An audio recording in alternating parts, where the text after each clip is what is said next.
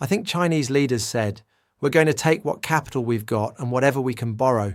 We're going to sink it into our own infrastructure. We're going to build up our own manufacturing base, but we're not going to do this directly from Beijing. We are actually going to let people in the provinces who have already demonstrated that their free enterprise, at least in a restricted sense, is successful. We're going to let 1,000 flowers bloom in terms of market economy, not capitalism. And it worked brilliantly. So their infrastructure is very, very new. Their manufacturing base is brand spanking new, and now they've gone one step further. While we were sinking somewhere between $9 trillion and $14 trillion into all of these failed interventions all over the world, they sank $1 trillion into this one belt, one road project, which is infrastructure across Central Asia, all the way up through Russia, down into Iran, the Middle East, and all the way to Africa. And this is beginning to pay dividends as well, because everybody wants part of it. And why wouldn't they? Because this is a way to trade internationally much more expansively and much more safely than we do now. So Chinese have superhighways, high-speed rails.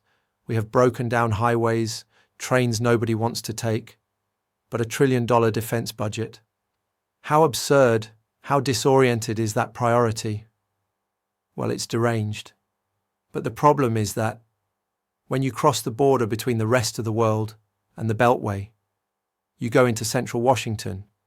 Everybody who talks to you talks in terms of unending numbers of threats all over the world that have to be countered on any given day for 24 hours a day, 7 days a week, which justifies essentially the pursuit of global military hegemony by the United States. That has been a budget buster on a scale that we can't even begin to imagine. We're like the British Empire in its later stages. We're defending everywhere against everything, and there's really no requirement for us to do it anymore. It's a losing proposition. I hope that we're not going to wait until we have a debt to GDP ratio of 240%, which is what the British had after the Second World War. The only solution to their problem was to abandon places like India and Pakistan and eventually the whole empire.